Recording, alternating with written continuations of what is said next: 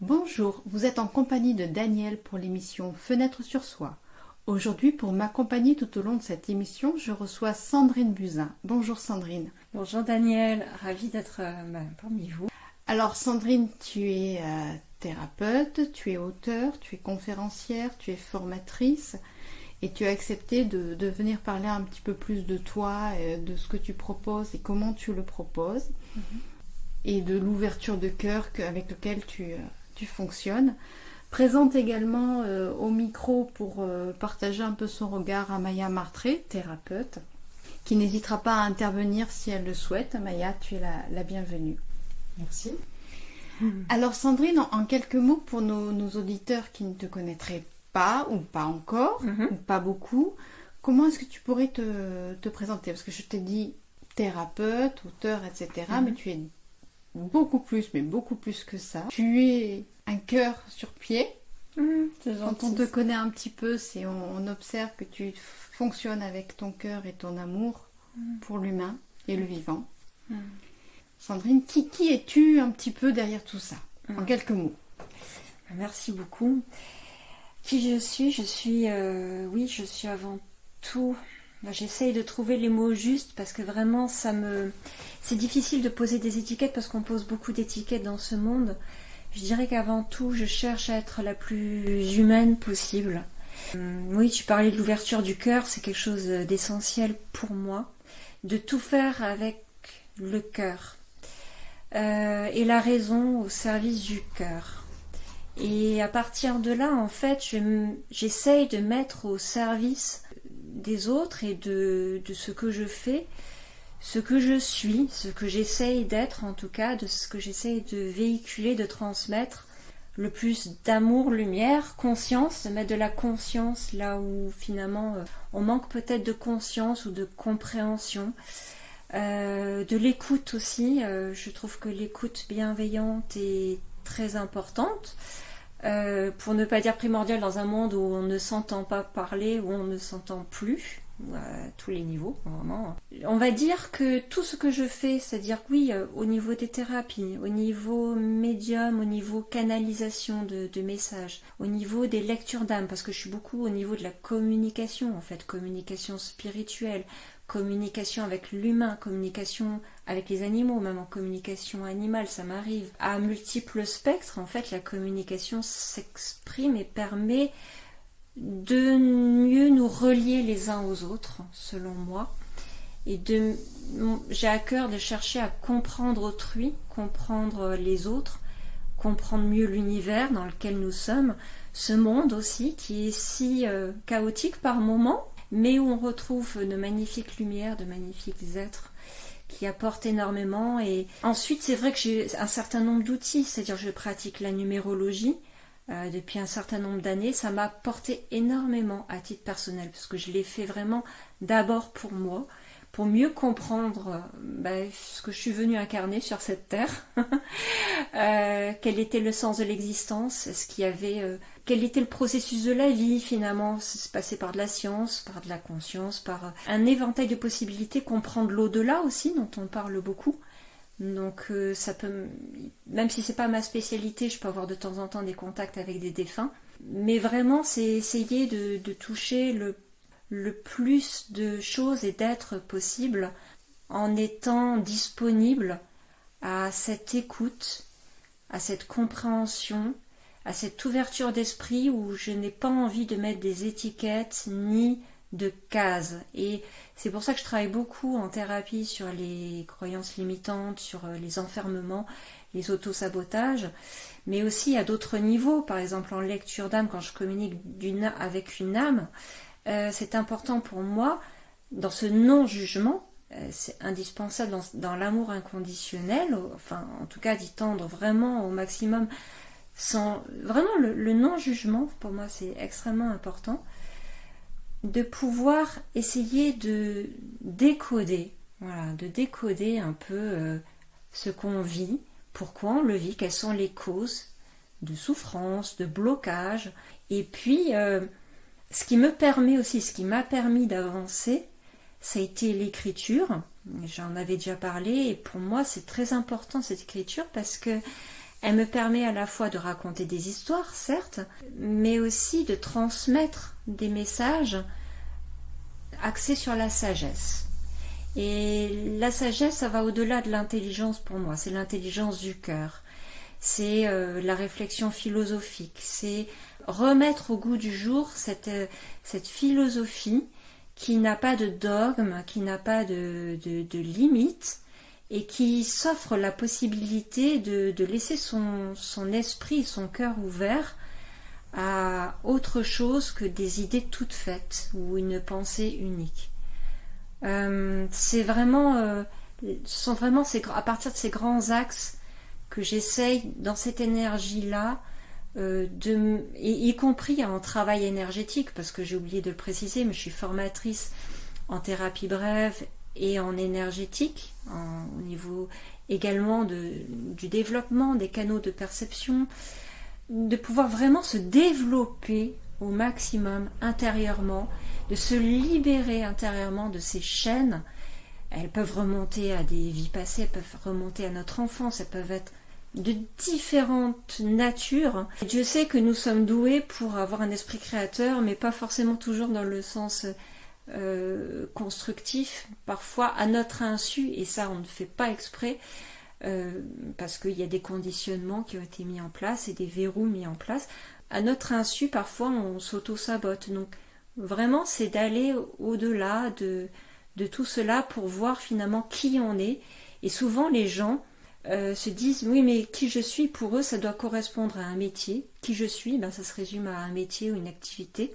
Ça doit être une façon d'être, alors qu'en réalité, c'est ce que j'expliquais dans mes livres, et notamment les derniers, Le secret du bonheur, en fait, moins on va mettre de limites et plus on va s'autoriser à être. Et vraiment, on ne s'autorise pas à exister, enfin à être. Être, ce n'est pas exister, c'est différent. On existe tous, et il y a des gens qui pensent qu'ils n'existent pas parce que il y a eu un problème de construction dès l'enfance, hein, donc un non-droit, non, t'as pas le droit de, tu peux pas, il y a eu plein d'interdits. Mais être, c'est au-delà d'exister, c'est je suis. Et quand on est dans ce je suis, on n'a plus de limites en fait. Donc j'essaye d'aller voilà, dans toutes ces directions et au-delà encore, puisque je m'intéresse à la cosmologie, à l'ufologie depuis toute petite. J'étais tournée vers les étoiles depuis mes 6 ans, je regardais je me sentais toute petite. Mon père avait un télescope, c'était juste magique parce que lui avait plein de livres sur le cosmos. Il me parlait d'ovnis, il me parlait d'extraterrestres, il me parlait de tout ça, donc c'était forcément ça attisait ma curiosité. Donc je crois que j'ai pris un peu de mes 2 parents et j'ai fait un méli-mélo et j'ai essayé de me débrouiller avec ce que j'avais et avec mon propre bagage. Hein. Et avec ton propre ressenti et aussi, mon propre ressenti. Tu te sers également dans tes accompagnements, ses capacités d'intuition, ses capacités médiumniques, de canal.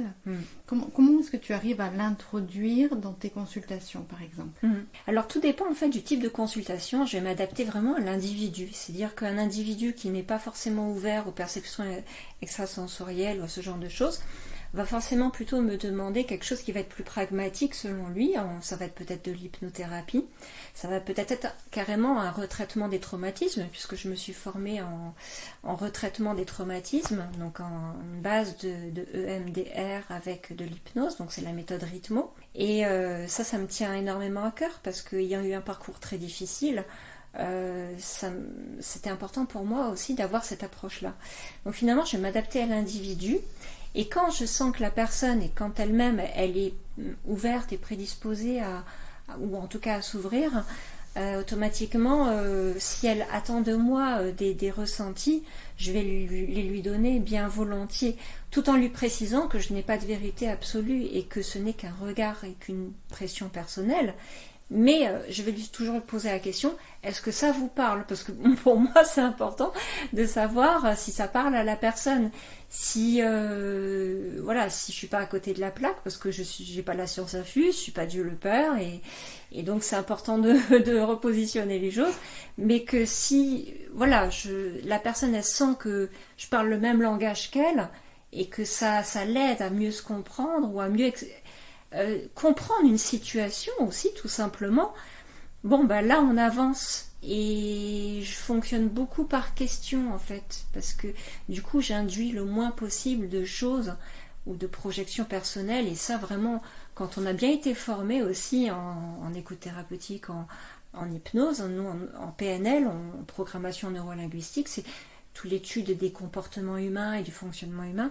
On va pas chercher à induire quelque chose, on va vraiment suivre le cours. Et c'est la personne qui va trouver elle-même ses solutions. On peut être comme un guide de montagne, comme je dis souvent, mais on ne peut pas marcher à la place de l'autre. Donc j'introduis mes perceptions, par exemple dans le cadre d'une lecture d'âme, dans le cadre d'une voyance. J'en fais moyennement des voyances, je dois dire. Je préfère le mot guidance, parce que c'est plus... Comment dire ? La voyance, elle va refléter une trajectoire impossible à un instant T. Et comme rien n'est écrit, il suffit qu'on ait une information pour qu'on change sa trajectoire et qu'on transforme sa vie, puisqu'on est des êtres créatifs et donc créateurs. Automatiquement, si on change une attitude ou une façon de penser, tout le reste va suivre. En fait, c'est un effet domino, donc c'est relation de cause à effet. Et du coup, si quelqu'un veut me questionner, par exemple sur ses vies antérieures, bah là, oui, automatiquement, je vais aller me connecter à son âme, ou si elle veut comprendre, souvent ça va être des compréhensions sur le chemin d'âme. Pourquoi est-ce que je vis ça ? Alors, il y a des gens qui sont très préoccupés par leur santé, donc là, c'est un peu délicat, je ne vais pas forcément rentrer dans des détails trop... parce que je ne suis pas médecin, donc je précise bien que je ne suis pas médecin et que je ne peux pas me substituer à un médecin et que c'est important d'aller consulter quand il y a une pathologie ou quoi que ce soit. Je vais éviter, on va dire, ces sujets-là, mais en tout cas, pourquoi pas, voilà, plutôt explorer les causes d'une maladie ou d'un mal-être. La compréhension qu'il peut y avoir derrière, c'est pas tant, comme tu l'exprimais, le thérapeute, quel que soit le praticien. Aujourd'hui, thérapeute ne signifie pas être médecin. Donc en fonction du symptôme ou de la pathologie, c'est toujours nécessaire de pouvoir se rappeler que le médecin est le premier conseiller. Et après, il peut y avoir des aides, des accompagnements pour aider à comprendre, aider à dénouer, pas forcément dans la démarche de résoudre, ça c'est vraiment le côté allopathique pour certains symptômes.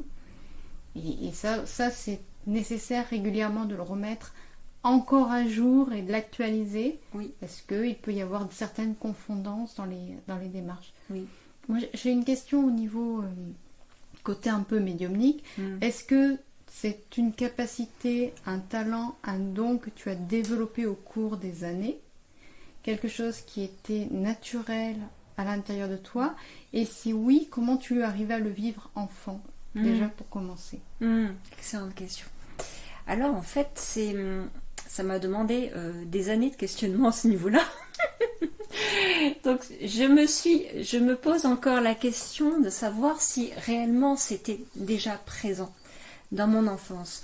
Parce qu'il est vrai que je pense qu'on a tous eu des moments de clairvoyance, d'intuition. Et donc j'ai un peu, on va dire, j'ai quelques difficultés à dire si vraiment totalement c'était présent dans mon enfance. Oui, il y a eu des choses complètement déroutantes qui encore, ça ne me questionne plus parce que je comprends que j'étais en communication avec peut-être ma conscience ou peut-être un être spirituel. Ça, je ne peux même toujours pas le dire à l'heure actuelle, mais j'ai eu de très fortes prémonitions en cas étant enfant, étant jeune, surtout à l'adolescence, en cas de danger de mort imminente de mes proches. Et là, j'avais carrément des visions, ou alors comme une sorte de pression intérieure, de voix, presque une voix intérieure, qui me suggérait très fortement de faire telle et telle chose pour éviter que ma mère ne tombe dans les escaliers, de se tue. Et j'étais presque obligée d'y obéir, tellement c'était un empressement, pas une obligation, mais il fallait que je le fasse. Donc ça, c'est vraiment quelque chose qui a été très très fort, à l'adolescence particulièrement, vers mes entre 15-16 ans à peu près. Plus petite, on va dire que c'était moins des prémonitions que des voix. J'entendais en clairaudience, c'est-à-dire dans mes oreilles, comme quelqu'un qui me parle, j'entendais une voix qui prononçait mon prénom. Et ça prenait la voix de ma mère. Je n'ai jamais eu d'explication par rapport à ça, parce que ça arrivait des fois tous les jours. J'entende très clairement ma mère m'appeler pendant que je jouais dans la cour. Et ce qui m'étonnait, c'est que j'étais de l'autre côté du bâtiment et que je l'entendais comme si elle était à côté, en fait. Donc ça, c'était très souvent quand j'étais petite. Est-ce que c'est pas de la télépathie quelque part? Pas peut-être. Alors, du coup, ça m'intriguait tellement que je montais voir, je disais à ma mère, je disais, maman, tu m'as appelé? Non, pas du tout. Je lui dis, t'as pas pensé à moi? Ah non, elle était en train de faire son ménage, voilà. Donc, je sais pas, c'est des choses assez étonnantes. Quand il y a eu un événement dramatique aussi vis-à-vis de ma sœur, je savais où la trouver et ce qui s'était passé en fait. Et j'ai dit à ma mère, non, là, il est vraiment arrivé quelque chose. Ça a été des choses comme ça. Dans la famille, il y a des prédispositions. Ma mère, ma sœur, ma grand-mère maternelle. Et je me suis rendu compte en renouant avec du côté de mon père, en fait j'avais perdu de vue la famille du côté de mon père, il y a de très fortes prédispositions aussi. Ma cousine qui est numérologue, d'ailleurs je peux même citer son nom, Gisèle Barthélémy, parce qu'elle commence à être connue. On s'est retrouvés récemment, c'est extraordinaire, 30 ans plus tard. Et je découvre qu'elle est professeure de numérologie, que moi, ça fait quelques années que je pratique la numérologie, qu'elle a des perceptions, et je ne m'en doutais pas du tout quand j'avais été la voir à mes 16 ans. On n'avait pas eu le temps de discuter, et on s'était perdu de vue, mais il y a des choses. Mon père était intéressé par l'hypnose quand il était plus jeune. Voilà, c'est quand même assez rigolo. Et ensuite, j'ai mis de côté tout ça. J'ai tout fermé à cause d'une éducation religieuse très stricte en fait, qui m'a conduite, on va dire, vers une sorte de nihilisme à une période où j'ai été tellement écœurée de l'hypocrisie de cette c'était une secte, dans laquelle, c'est pas la faute de mes parents du tout, c'est simplement, je pense qu'ils étaient en quête de sens et je leur en veux pas du tout. Beaucoup à certaines époques, dans les années 70, 80, il y a eu des mouvements de sectes ou de micro-communautés qui accueillaient à bras ouverts des personnes qui étaient en demande de renouveau. C'est ça. Et qui malheureusement n'étaient pas forcément dans les bonnes intentions. Oui, exactement. Et très souvent les gens venaient avec leur famille et c'était difficile de sortir de ça et de sortir de ces dogmes, comme tu le dis aussi. Très. Donc moi, ça m'a énormément impacté déjà sur la confiance en moi, la confiance en la vie, la confiance tout court. Déjà que j'avais des fragilités à ce niveau-là, j'ai été très déstructurée quand j'ai réussi finalement à quitter cette organisation. Et quand j'ai dit non, stop, j'ai fermé la porte. Ma mère m'a suivie, elle m'a écoutée en quelque sorte. Et puis on traversait une crise familiale majeure avec ma sœur. Je ne vais pas entrer dans les détails pour pas les mêler à ça, mais on va dire que le cheminement pour moi s'est fait vraiment dans la durée. Puisque j'avais mis de côté tout ça, je ne voulais plus entendre parler de Dieu, de machin, j'étais en colère en fait, parce que je me suis sentie trahie, déjà parce qu'on m'a menti, mais c'était l'humain qui m'avait menti. Je n'avais pas suffisamment de recul pour me rendre compte que c'était pas... parce que dans cette religion-là, c'est Dieu, c'est un personnage, donc c'est très anthropomorphique. Et puis finalement, j'ai rencontré mon premier mari, ça s'est très très mal passé, j'en suis sortie, j'ai failli mourir tellement j'étais dans un état affreux. Et donc là, j'étais à nouveau en quête de sens. Donc j'ai fait un burn-out très très grave qui a duré plusieurs années, où j'ai eu beaucoup de mal vraiment à m'en sortir et à remonter la pente. Et là vraiment, j'ai eu cette nécessité de comprendre le pourquoi du comment, pourquoi j'en étais arrivée là. Et puis, la vie a mis sur ma route mon mari actuel, et ça a été vraiment... franchement, j'en serais pas là aujourd'hui. C'est quand même grâce à lui aussi que j'en suis là, parce qu'il m'a aidé à me reconstruire. C'est moi qui l'ai fait, mais il a été là. Il était là, oui. Il était là pour le faire. Je ne le considère pas comme un sauveur parce que j'entrerai dans un triangle dramatique, mais il a été un appui, une épaule énorme pour moi. Donc, me reconstruire dans mon féminin, en tant que femme, en tant qu'individu, en tant que personne, capable de décider sans être manipulée, sans être assujettie, sans être dominée, contrairement à avant.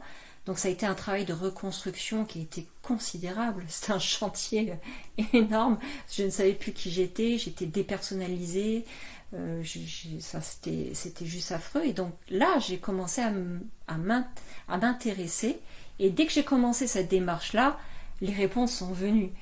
Et c'est à ma première méditation, à un moment donné, bien encore des années plus tard, après que j'ai beaucoup lu, après que j'ai fréquenté des milieux associatifs, ufologiques, parce que l'ufologie m'a beaucoup aidée, la science m'a ramené vers la conscience, parce que je me suis dit, mais alors, finalement, si le temps n'existe pas, qu'est-ce qui existe? Donc je me suis retournée vers le champ de la conscience et les possibles de la conscience.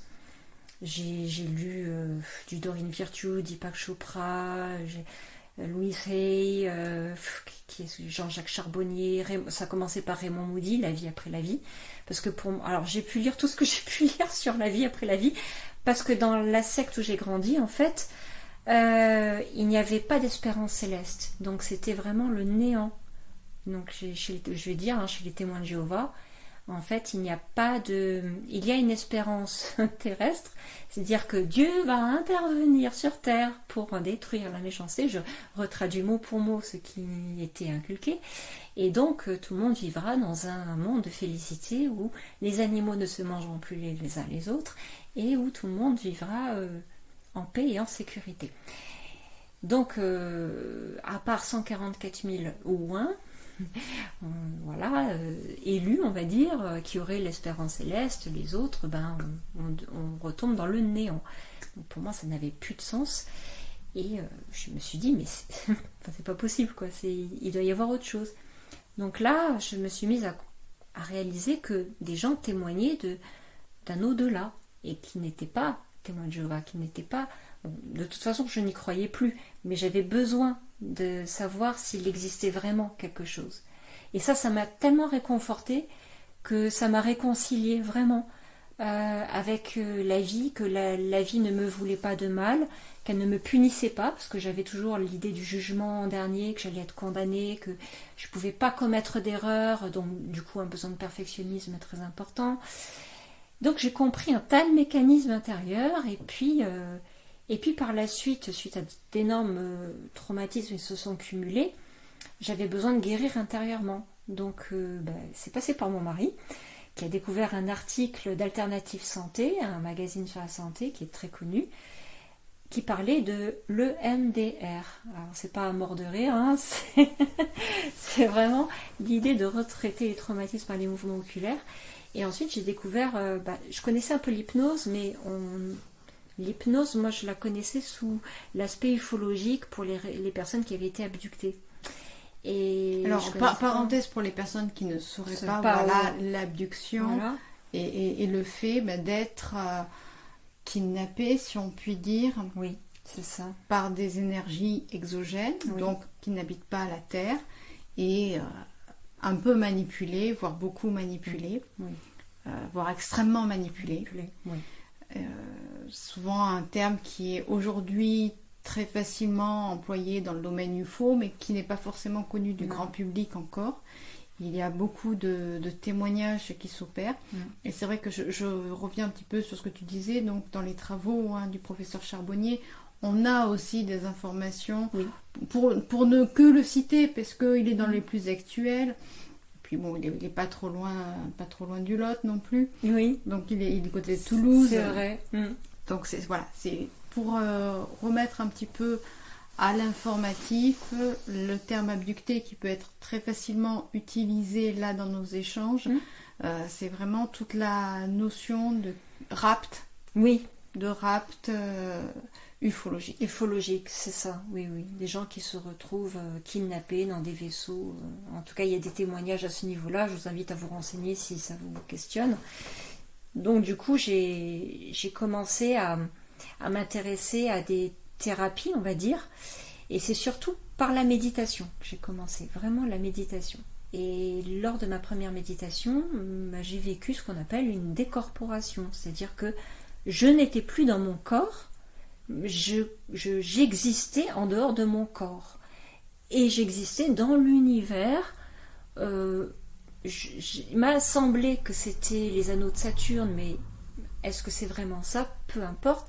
C'est surtout l'expérience en elle-même qui a été transcendante pour moi, dans le sens où il n'y avait plus d'identification à quoi que ce soit de connu, en termes de personnalité, en termes d'ego, en termes de corps. C'est simplement, c'était, si je devais employer des mots simples, compréhensibles pour tout un chacun, c'est un état de conscience, de présence. C'est comme si vous étiez complètement relié à tout ce qui existe depuis les confins de l'univers, sans aucune notion de temps, comme si j'avais toujours existé en tant que poussière d'étoiles, sans début ni fin. Et l'espace d'une fraction de seconde, je ne sais pas combien de temps, c'est toujours très court en plus, ce genre de conscience absolue. Conscience absolue, oui, j'aime bien. Peut-être une demi-seconde ou une seconde, mais pour moi, je ne pourrais pas dire que c'est le temps de l'univers, parce que ça n'aurait pas de sens. C'est sans commencement ni fin, ni temporalité. Donc on va dire, pour moi, c'est comme si j'avais eu une autre existence, que j'avais toujours une autre existence en dehors de tout ce qu'on connaît dans notre corps de chair, dans notre limitation physique, spatio-temporelle, alors que là, il n'y en avait plus du tout. Et au-delà, c'était vraiment la paix, mais c'est indescriptible. Quand on dit la paix, ça va au-delà vraiment des mots. C'est ce qu'on peut ressentir en état de méditation très profonde quand plus rien n'existe. Une espèce de vide peut-être. Un vide qui est tout. Un rien qui est tout, en fait. Le rien qui est tout.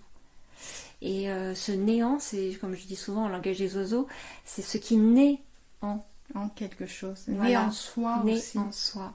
On sent l'émotion quand même quand tu le transmets. Il y a toujours cette petite voix là à l'intérieur de toi qui est chargée de cette émotion, de cette ouverture de cœur également par ce biais-là. Est-ce que ces prises de conscience par le biais de méditation t'ont permis d'ouvrir davantage ton champ des possibles? Dans tes connexions, dans tes communications, on parlait d'ufologie tout à l'heure. Le milieu de l'abduction, de l'ufologie, c'est aussi un milieu que tu connais, que tu contactes et que tu connectes. Beaucoup. Alors chacun est libre de croire ou de ne pas croire. L'idée n'est pas de dire c'est comme ça, c'est pas autrement. Voilà. Là, on parle d'expérience aussi, C'est ça. que tu transmets également dans tes livres Tout à et fait. dans tes accompagnements par ce biais-là.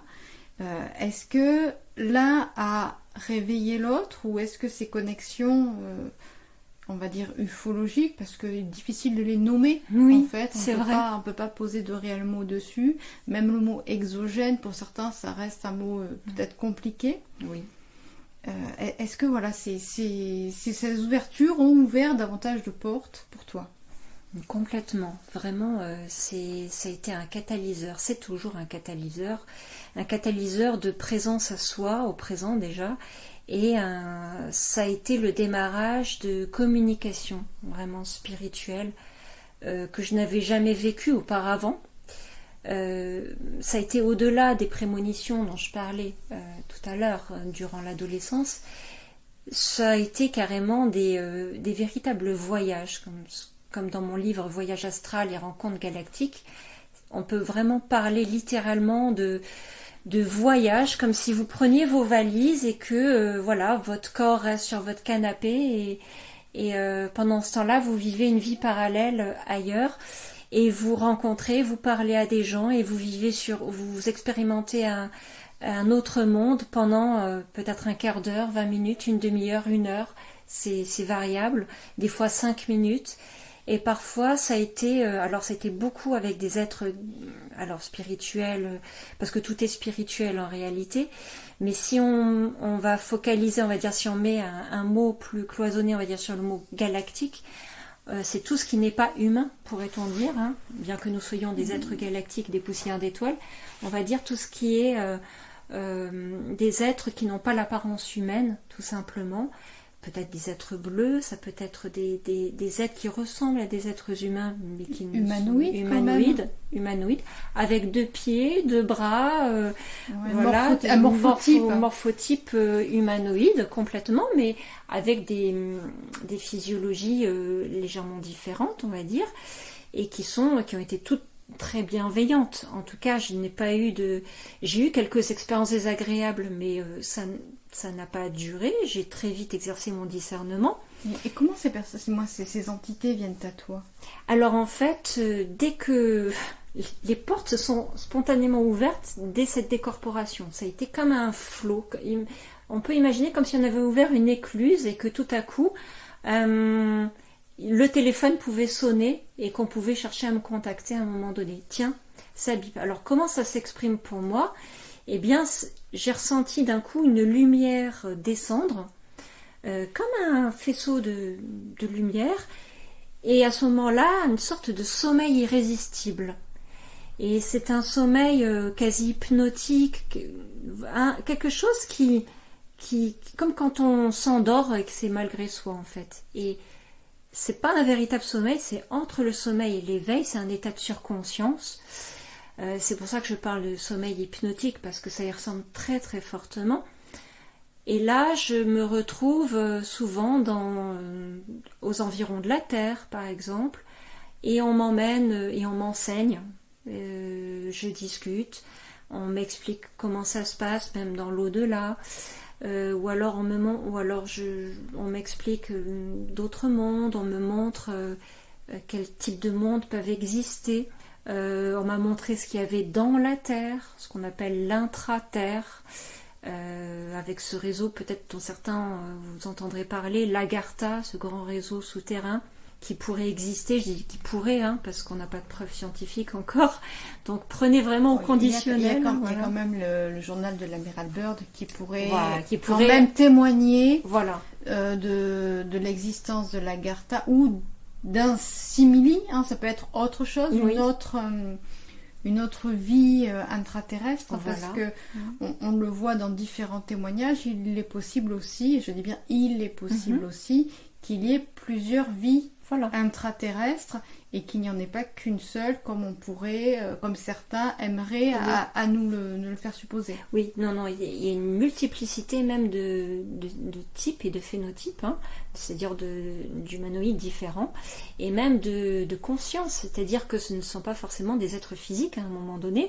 On a l'idée d'être de lumière, hein, comme les personnes qui vivent une expérience de mort imminente parlent d'être de lumière. Eh bien, c'est la même chose que j'ai déjà rencontré dans l'intérieur de la Terre. Donc, on n'a pas forcément affaire aux mêmes êtres. Leurs fonctions ne sont pas forcément les mêmes. Ils sont bienveillants, ça c'est ce que je peux en dire, en tout cas à titre personnel. Tous ne le sont pas. Il m'est arrivé de voir des choses qui sont vraiment assez lourdes. Hein. Et dans ces cas-là, comment ça se passe pour toi? Est-ce que tu arrives à te protéger de ces énergies? Oui, en fait, si on m'y emmène, c'est que je suis nécessairement protégée. Donc, c'est-à-dire qu'on m'explique que là, personne ne peut me voir, on me montre simplement. Je suis une observatrice indétectable.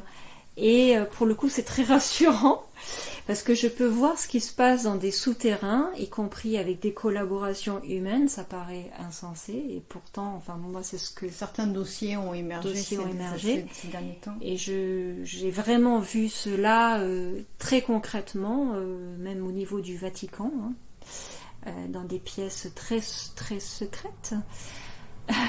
Alors je me mets à la place de l'auditeur, hein, c'est vrai que de quelle manière tu arrives à avoir toi cette possibilité? Donc c'est par décorporation. C'est-à-dire que parfois c'est pas forcément une décorporation totale, ça va être une projection de conscience. comme si une partie de moi était toujours présente, on va dire, plus ou moins consciente, peut-être à 10-20% dans mon corps, mais que la majeure partie de ma conscience, on va dire, beaucoup plus élargie, était ailleurs. C'est-à-dire que automatiquement, comme une téléportation, d'un claquement de doigts, vous vous retrouvez, enfin je me retrouve dans un autre lieu instantanément. Il n'y a pas de transition en fait entre mon canapé, pourrais-je dire, et cet autre lieu. Et ça ne se fait pas à mon initiative, ça se fait à l'initiative d'êtres spirituels qui sont des guides, hein, tout simplement des guides très bienveillants, très protecteurs. Donc je n'ai rien à craindre. On me montre pour que je sois amenée apparemment à témoigner, c'est ce qu'on me dit, pour témoigner de ce qui se passe ailleurs dans le monde, tout simplement. Et parfois ça se fait très spontanément au moment de m'endormir. Alors, c'est rigolo parce que ça m'est arrivé cette semaine. Je m'endormais et c'était en après-midi, parce que des fois je fais la sieste l'après-midi pour récupérer. Et là, tout à coup, je vois toutes sortes de personnages, comme si une partie de moi vagabondait d'un pays à l'autre, de l'Afrique aux États-Unis. Là, c'était après la Corée du Sud. J'ai pas vu la Corée du Nord, c'était la Corée du Sud parce que j'ai envie d'y aller. Alors peut-être que voilà, du coup, je suis allée voir. J'ai vu toutes sortes d'êtres. Je me suis baladée dans des hôpitaux. Pourquoi les hôpitaux? Je n'en ai aucune idée. Voilà, des scènes du quotidien, mais complètement banales. Qu'est-ce que ça apporte? Pas grand-chose, mais c'est comme s'il y avait une aptitude naturelle, en fait, qui est peut-être dans mon ADN, ou je ne sais pas. En tout cas, une aptitude qui a sans doute toujours été présente, mais qui a été démultipliée par une pratique spirituelle, par des exercices aussi médiumniques, télépathiques. Je fonctionne énormément par télépathie, et ce qu'on appelle par... claire connaissance, clair savoir, claire information, peu importe comment on l'appelle, on va dire que c'est un accès à à la bibliothèque universelle, à laquelle c'est une connaissance universelle, où on va dire que pour ceux qui se poseraient la question, voilà, c'est plutôt pour ceux, tu es dans la connaissance, tu sais l'information, voilà. Et c'est une évidence, et c'est une certitude, et oui. Voilà, c'est tout naturel aussi. Et c'est important de soulever aussi cette claire connaissance, parce que bon nombre de personnes en sont aptes. Oh oui. Et malheureusement, bon nombre de personnes le ferment, parce que cette ouverture de connaissance, quelquefois, elle peut passer pour un décalage, ne serait-ce que dans les environnements de vie, les espaces communautaires de vie, qui ne sont pas toujours ouverts à ce genre d'informations. C'est vrai. Ce que tu me dis, ça me fait penser aux travaux de Nicolas Fraisse, oui, également, où toute une étude avait été faite avec lui par rapport à la décorporation et comment ça se passait. Donc j'invite un petit peu chacun, comme à chaque fois. Finalement, ce sujet va inviter à beaucoup de discernement et beaucoup de travail personnel pour chacun, parce que en fait, l'idée n'est pas de poser des vérités absolues, mais plutôt d'ouvrir des portes vers des recherches et de la curiosité personnelle. Ah, c'est exactement ça. Vraiment, prenez cela avec distanciation, selon là où vous en êtes aujourd'hui. Et c'est vraiment une invitation à la curiosité, à l'exploration. J'ai moi-même une grande exploratrice à ce niveau-là, et je ne tiens rien pour acquis. Je ne dis pas que c'est une vérité. En tout cas, ce que j'aime bien, c'est confronter ensuite pour voir si ce que j'ai vu peut correspondre à des choses qui ont déjà été investiguées par d'autres personnes. Et j'avais fait une investigation sur le mont Bucégy, enfin, c'est encore une histoire. Comment tu arrives à discerner, toi, quand tu reviens à l'intérieur, comment est-ce que tu arrives à identifier ça, c'est un rêve, ça c'est une sortie, ça c'est une projection de conscience. Est-ce que déjà toi tu y arrives, et vraiment de quelle manière tu arrives à décortiquer peut-être le vrai du faux, même si, comme on l'a vu, le vrai et le faux c'est complètement entremêlé. Oui, alors, au début ça a été un peu compliqué, j'avoue, dans la mesure où tout se mêlait. C'était tout azimut, c'est-à-dire que je pouvais très bien entendre sans avoir d'image, ou alors avoir des images, avoir des perceptions sur le futur. Certaines se sont réalisées, d'autres pas forcément, mais peu importe.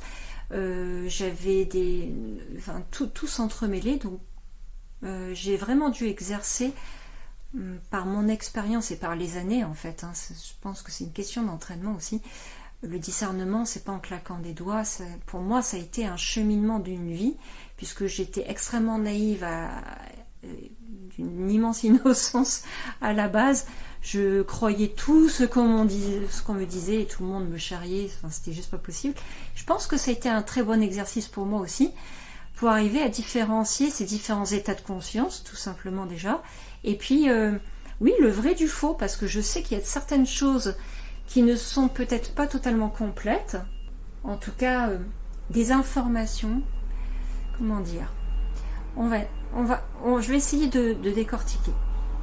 Ce que je pourrais dire, c'est que au fil du temps, j'ai remarqué que quand j'étais plongée dans un état de transe hypnotique, ce n'était pas à mon insu, ça c'était clair et net de toute façon, mais ça me proposait de vivre une expérience de voyage astral ou de projection de conscience. Je pense que les deux se rejoignent de toute façon parce qu'on est toujours dans le domaine de la conscience. Peu importe le terme qu'on met dessus, on va dire que c'est une expérience de conscience. Ensuite, la communication spirituelle télépathique, elle a été beaucoup plus difficile à départager dans la mesure où je ne savais pas si c'était ma voix interne, si c'était mon âme, si c'était mon imagination, ou si l'information venait réellement de quelqu'un d'autre et de qui plus est. Donc ça a été ma plus grande difficulté, et parfois ça l'est encore, d'arriver à savoir si ça vient de moi ou de quelqu'un d'autre, que ça pourrait être un guide ou quelqu'un d'autre, je ne sais pas qui, sachant que j'ai des affinités avec le monde angélique, on va dire, où je suis cette dimension-là, on va dire, cette énergie-là, l'énergie angélique. Ça évite de poser trop d'étiquettes. Voilà, d'étiquettes. En tout cas, cette énergie à laquelle certaines personnes se sentent reliées, moi, c'est très fort pour moi. En tout cas, je me sens très proche de cette énergie-là. Là, j'ai pu ressentir, j'ai pu me faire aider aussi par ces êtres qui m'ont dit non, ça ne vient pas de toi, regarde, vérifie l'information. Là où ça a été flagrant, c'est quand j'ai demandé des signes et que les signes se sont proposés soit sous forme de panneaux indicateurs, de messages dans le monde physique, ou simplement carrément des termes, des expressions que je ne connaissais pas, scientifiques par exemple, ou botaniques, ou autres, enfin des choses dans le domaine médical, très techniques, donc ça je ne pouvais pas le deviner. En faisant des recherches, je me suis rendu compte que ces mots existaient, donc je ne pouvais pas les inventer. Nécessairement, la source était externe. Voilà. Même que ce soit mon âme ou pas, dans tous les cas, quelque chose passait, un message passait. Une émotion qui vient t'interférer. Je crois que Maya avait une question. Oui, voilà, moi j'ai une question par rapport justement aux êtres que tu peux rencontrer dans ces états-là. Est-ce que tu es sûre que des fois tu ne peux pas rencontrer des êtres qui te piègent ou qui te font croire, qui illusionnent, parce que je sais qu'il y a certaines forces qui ont le pouvoir un petit peu comme mystique de se transformer en fait et de prendre la place justement quand tu parlais des anges ou des archanges. Je sais aussi qu'il peut y avoir des faux. Voilà, donc je voulais savoir quels sont tes codes pour reconnaître quand est-ce que c'est faux et quand est-ce qu'aussi tu peux avoir peut-être une certitude intérieure que là c'est bon, quoi. Voilà. Alors ça va être très simple, pour moi c'est le cœur. C'est-à-dire que si ça vibre amour, on le ressent physiquement. Quand on s'autorise bien sûr à être réceptif et pas dans la tête, c'est-à-dire que ça se passe pas dans la tête, ça se passe dans le cœur. Si on sent que c'est empli d'amour, que c'est pur, que l'intention elle est bienveillante, je sens au fond de moi, dans mes tripes, pourrais-je dire vraiment, que c'est juste. Et de toute façon, le message est beau et sonne juste. Quand on va trop dans des messages très intellectuels, c'est là qu'on a besoin de mettre un peu de vigilance et d'y mettre son discernement. Alors, Là, j'ai parlé d'une question qui est extrêmement importante, qu'on me pose souvent, et merci de l'avoir posée, parce que justement, le conseil que j'aurais à donner, parce que pour l'avoir vécu et dépasser les illusions, on va dire, pour discerner très précisément et avec fiabilité si c'est un bon message, si c'est pas un message tronqué ou d'une interférence, je vais immédiatement ressentir ce qu'on appelle l'énergie. L'énergie, elle est perceptible par tout le monde parce que tout est énergie. Donc, comment on va interpréter cette énergie-là? Eh bien voilà, on va apprendre à la ressentir, à canaliser cette énergie-là. En quoi ça me parle? En quoi est-ce que ça me fait vibrer? Est-ce que ça me crispe ou est-ce que ça me fait du bien? Et c'est ce que je conseille quand je fais des formations en énergétique ou quand j'aide les personnes en atelier à développer leur potentiel de façon très simple et très accessible. On se met à l'écoute. Le problème, c'est que on commence à s'embrouiller dès qu'on y met trop de mental. La première impression est la bonne et la juste. Mais encore faut-il écouter ce qu'on appelle en hypnose la loi de la demi-seconde. C'est-à-dire que c'est là, dans la demi-seconde, on a la réaction inconsciente. Et l'inconscient, c'est quoi? C'est l'âme, en fait.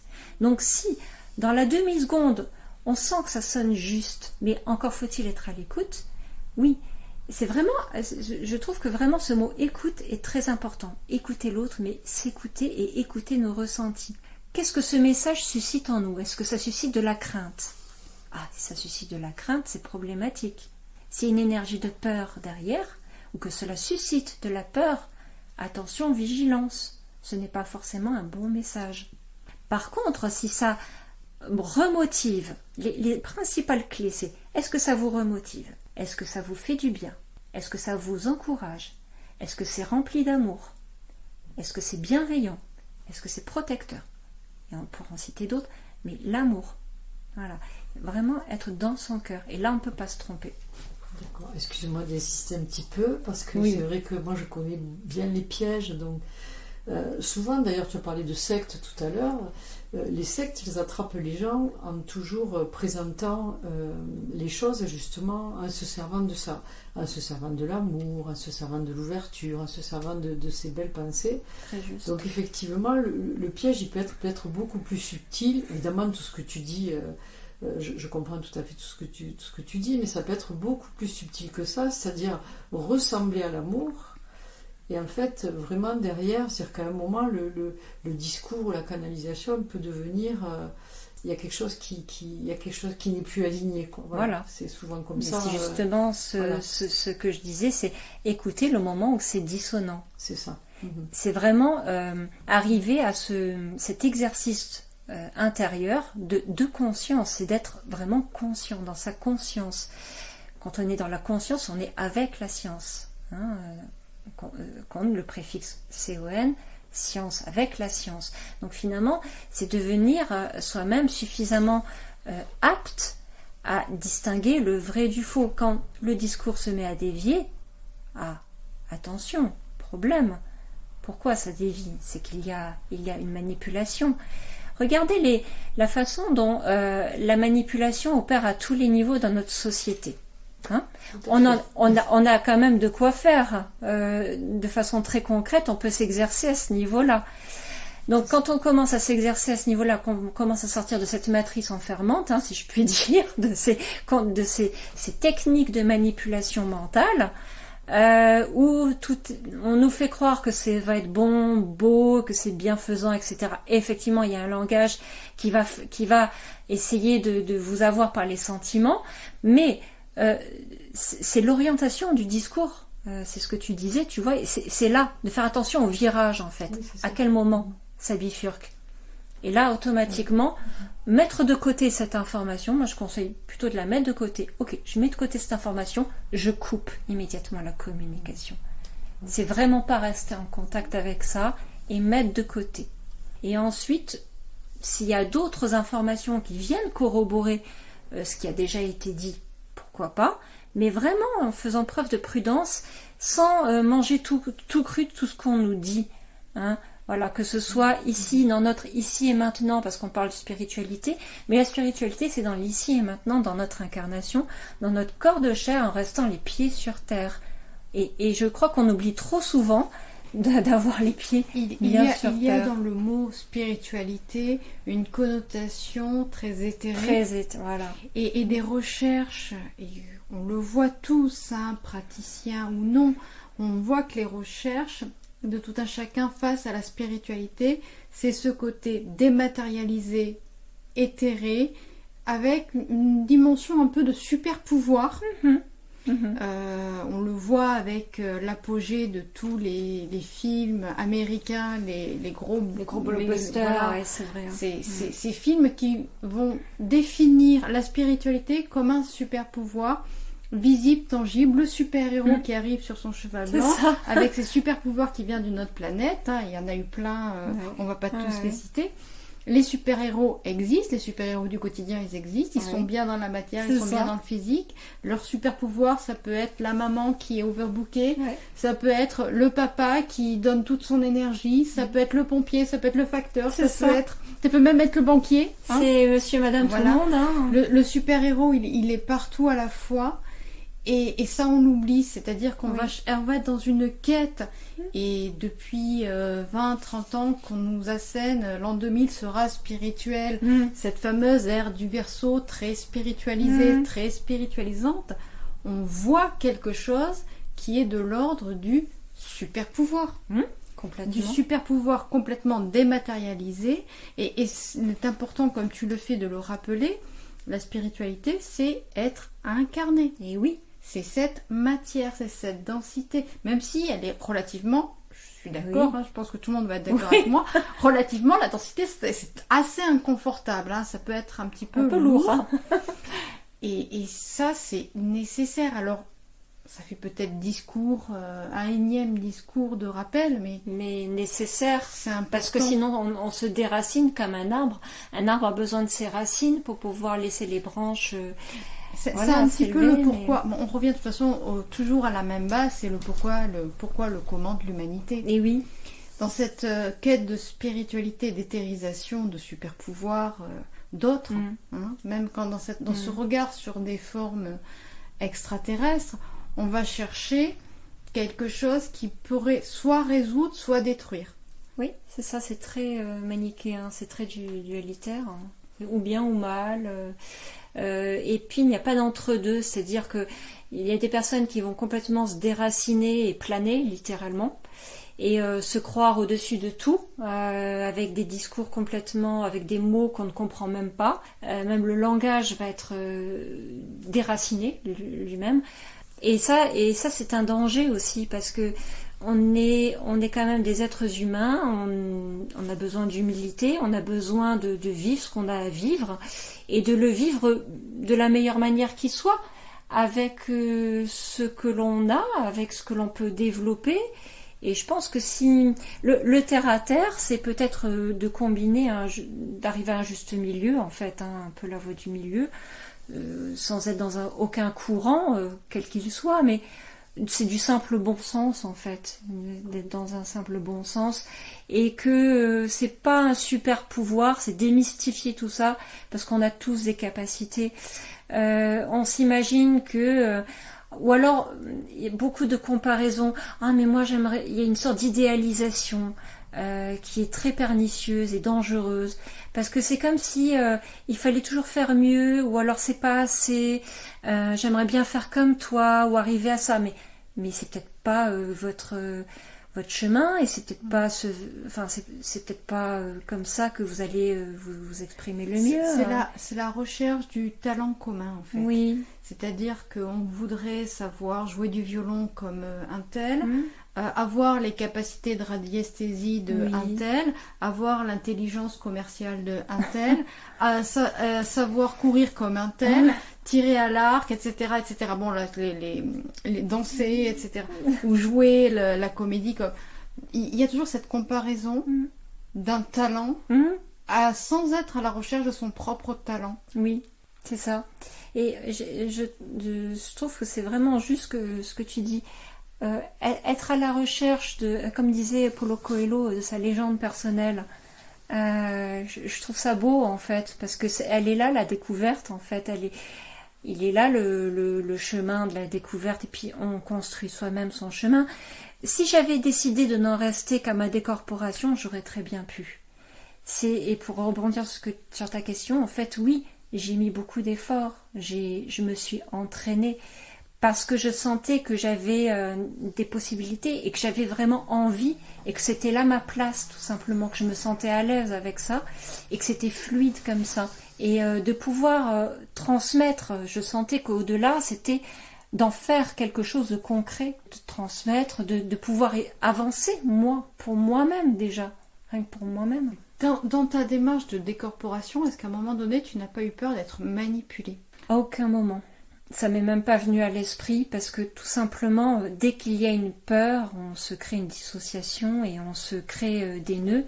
En fait, comme je n'avais aucun a priori à ce niveau-là, j'avais pas de préjugés ni de croyances à aucun niveau. Donc j'ai vécu l'expérience. De toute façon, j'ai même pas eu le temps de la cogiter. C'est comme quand vous avez un accident, vous n'avez pas forcément le temps de l'anticiper. Vous vivez quoi, c'est le truc.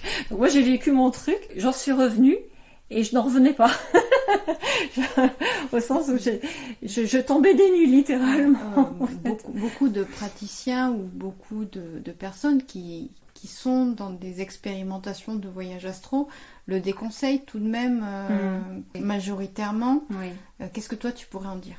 Oui, disons que ça sert à rien de forcer les choses. Je déconseille de... Alors, déjà, si vous voulez vivre un voyage astral, si c'est pas le bon moment, vous ne le vivrez pas. J'ai déjà fait des séances comme ça collectives et individuelles. C'est-à-dire que si la conscience, votre inconscient ne veut pas, ce n'est pas pour vous ou pas bon ou pour X raisons, vous ne le vivrez pas. Donc de toute manière, c'est pas la peine de chercher midi à 14h à forcer les choses. Si ça doit venir à vous, ça viendra. Et ça viendra par un moyen qui peut être surprenant. C'est-à-dire que ce sera peut-être même votre âme qui va décider de le faire à un moment donné, et nécessairement votre âme. Parce que ça voudrait dire qu'on est manipulable. Or, si on sort de ce code matriciel du manipulable, on devient libre. Et donc, on n'est pas manipulé, puisqu'on refuse finalement d'être pris dans des filets. Donc, je pense que ça, c'est très important.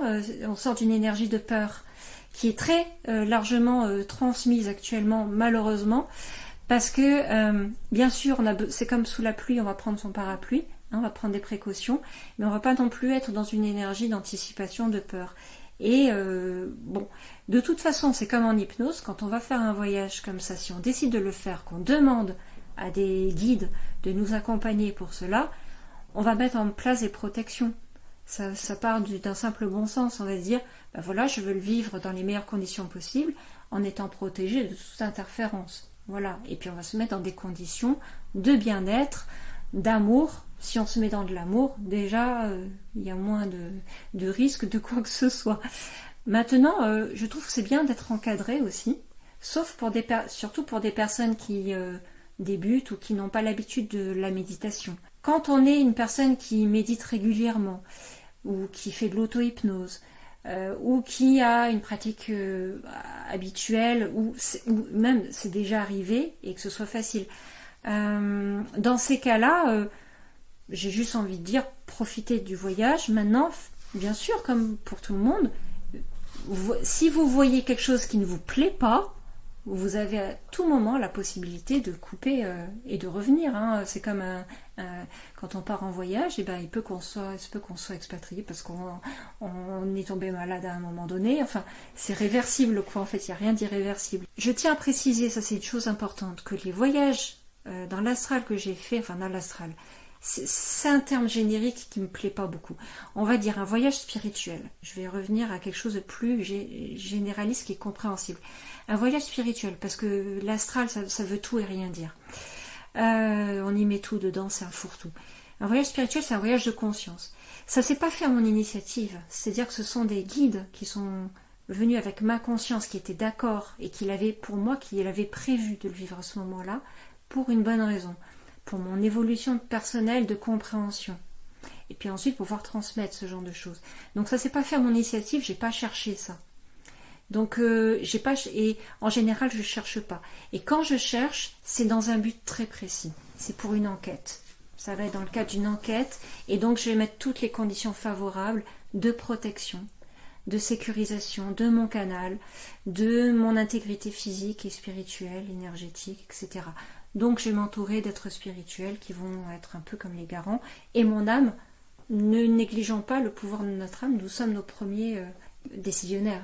C'est bien de se rappeler que on a la capacité, certains n'aiment pas le mot pouvoir, mais le pouvoir, oui, de se protéger, d'être maître de sa destinée, enfin de son chemin, nous tout avons simplement. le super pouvoir Le de s'auto-protéger. Excuse-moi, par rapport à ça, je voudrais dire quelque chose, c'est qu'en Oui. fait, ça va plus loin que ça, c'est-à-dire qu'en fait, pour qu'on nous fasse du mal, il faut qu'on donne notre accord. Exactement. Et donc notre accord, il est souvent obtenu de façon usurpée, voilà.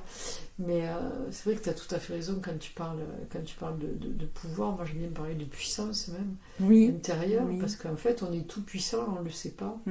Et donc, on donne souvent le pouvoir à des forces qui ne sont pas des forces de lumière, qui sont plus des forces évolutives. On leur donne le pouvoir en se croyant faibles, parce qu'elles nous font croire que nous sommes faibles. Oui, mais là encore, on va revenir sur ce qu'on a dit précédemment, à condition que l'on se fasse duper. Et c'est pas nécessaire, c'est pas sine qua non, c'est pas obligatoire. Donc on a le choix de se faire duper ou de ne pas se faire duper. On a le pouvoir décisionnaire de ça. Mais pour l'avoir expérimenté, je parle de mon expérience personnelle. Je reprends volontairement les termes également pour rassurer nos auditeurs. Le mot pouvoir ici, c'est pas un pouvoir de super-héros. Et non. Donc c'est pas un pouvoir c'est une capacité visible, c'est une capacité que nous avons tous. Développer ou non, chacun avec son talent, parce que c'est ça aussi qu'il est nécessaire de rappeler. Ce pouvoir personnel, c'est notre talent individuel. C'est pas forcément le talent du voisin, c'est pas forcément la capacité du voisin. Hein, il y en a qui sont très doués en maths, il y en a qui sont très doués en littérature, pour schématiser, et très doués en sport, et il y en a qui savent tout faire. Oui, il y en a qui sont polyvalents aussi. Oui. Voilà, donc c'est vraiment pouvoir rappeler que ce pouvoir, c'est ça aussi, c'est ce talent, c'est de quelle manière on va être aligné avec ce talent qui est le nôtre. C'est ça. Moi, j'ai une question supplémentaire un petit peu avant la fin, parce que c'est vrai que le temps file tout de même, voire même 2 questions. Tu parlais de matrice, de perception matricielle. Alors c'est vrai que la matrice, on en entend beaucoup parler, hein, que l'on soit ouvert à la dimension spiritualisée de l'être, ou que l'on soit juste curieux de quelque chose, le mot matrice aujourd'hui fait un peu partie du quotidien, ne serait-ce que dans les réseaux dits complotistes. Hein, j'appuie volontairement sur le mot. Bien vu. Sans rentrer là-dedans, quand tu parles de matrice, qu'est-ce que c'est pour toi ? Oui, on va dire que c'est pour moi, je vais sortir faire un zoom arrière. Parce que si on reste collé à l'idée, parce qu'on souvent on nomme un mot sans savoir exactement de quoi il s'agit. Bon, une matrice, c'est ce qui crée, hein. C'est comme la matrice maternelle, c'est ce qui permet de féconder, de pouvoir accueillir l'œuf qui va ensuite grandir, etc. Donc c'est normalement quelque chose qui est censé être protégé. Bon, actuellement, on l'emploie de façon un peu à tout azimut et pour décrire un conditionnement, une sorte de prison. Hein, voilà, c'est vraiment ce que j'entends beaucoup. Moi, j'ai envie de sortir de là et envisager les choses. Et j'ai posé la question d'ailleurs, à la fois pour moi-même, qu'est-ce que j'en ressens par rapport à ça, qu'est-ce que j'en pense, qu'est-ce que j'en conclus. Et en même temps, d'un point de vue moins dramatisant. Voilà. Pour moi, une matrice, c'est un ensemble c'est un peu comme un égrégore. C'est comme si on avait mis un codage, un programme. Et on baigne constamment, de toute façon, dans notre monde, dans toutes sortes de programmes. Donc, par exemple, ce qu'on appelle des conditionnements. Ces conditionnements, ils peuvent être sociétaux, ils peuvent être liés à un pays, ils peuvent être liés à une politique, ils peuvent être liés à une économie. Tout y est, en fait. Il y a l'éducation, il y a la façon dont on est élevé. Hein. Donc, on baigne dans un ensemble de systèmes de pensée, en fait. j'envisage d'une manière plus dépourvue en fait, moins chargée. De façon analytique, on est nécessairement dans un bain où il y a plein d'informations. Je parlerai plutôt d'informations qui circulent. Et à ce titre-là, de quelle manière on va aller se nourrir de cette information?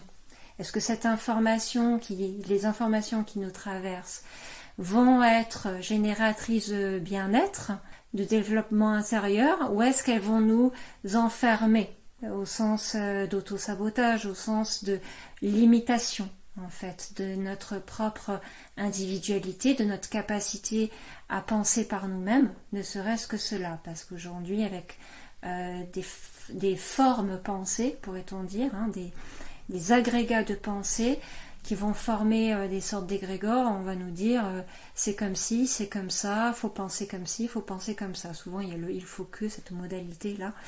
Et puis il y a une tendance aussi, manipulatrice, qu'on ne peut pas négliger, qu'elle soit consciente ou inconsciente, de toute façon.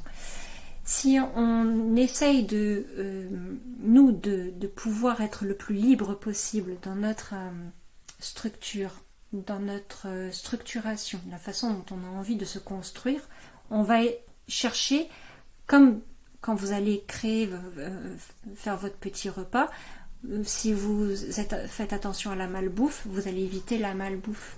Donc je prends un exemple concret, il y a des personnes qui vont aller plus facilement au McDo ou à Quick, et puis d'autres qui vont chercher une qualité, une recherche qualitative. Donc j'ai envie de plus de converger vers cette recherche qualitative. Pour moi, la matrice, c'est celle que l'on va créer pour soi-même. C'est-à-dire, de quoi on va se nourrir, et est-ce qu'on accepte de rentrer dans un système, bien qu'on soit dans un système qu'on appelle la société Terre, avec ses codages, suivant les États aussi, parce que d'un État, d'un pays à un autre, ça ne sera pas tout à fait pareil. Mais du coup, on ne peut pas s'extraire de ça, mais comment est-ce qu'on peut composer avec, tout en se sentant le plus intérieurement aligné et cohérent, congruent avec soi-même. Et ça, c'est un véritable enjeu de développement intérieur, selon moi, de conscience, parce qu'elle réside dans le non-assujettissement. Donc le non-conditionnement, c'est-à-dire je n'accepte pas qu'il y ait une mainmise sur moi et sur mes décisions. J'accepte de faire confiance à mon intuition. Et là, c'est vraiment renouer avec son être intérieur, l'intuition. Voilà, du coup, la matrice, je la repositionne de cette manière-là.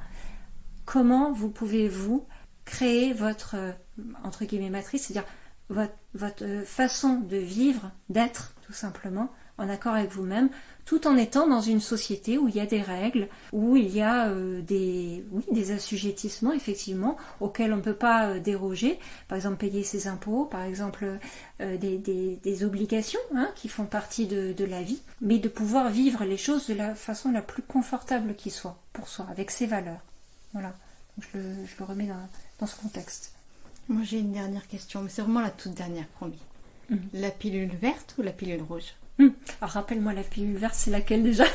Et on se réveille comme si de rien n'était. Et la rouge, on réalise ce qu'on vit réellement. Ouais, bah oui, la pilule rouge, ouais, on se réveille. Et toi, Maya? Je prends la rouge aussi. Tu prends la rouge aussi? Merci, parce que je confonds chaque fois les deux, je me rappelle jamais laquelle est la... Voilà, la petite image au film Matrix, justement, oui. Pour ceux qui auraient la référence.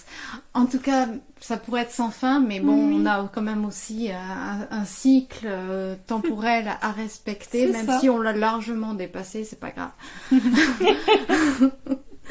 Un grand merci, Sandrine. Je pense qu'on aura l'occasion de faire d'autres choses ensemble, si tu es d'accord. Bien sûr, grande joie, Daniel. Merci beaucoup. Merci à toi, Maya, de tes interventions. Comme à chaque fois, n'hésite pas à te signaler si tu souhaites dire quelque chose. Merci Daniel, et merci aussi Sandrine pour cette belle rencontre. Merci à toi aussi, vraiment. Je rappelle, pour information, même si toutes les informations seront sur le site d'antennedoc.fr, alors vous pouvez retrouver Sandrine en consultation chez elle à Terrasson, la Ville-Dieu, donc toute référence sur son site internet, coordonnées sur le site d'AntenneDoc.fr, mais également sur sa chaîne YouTube.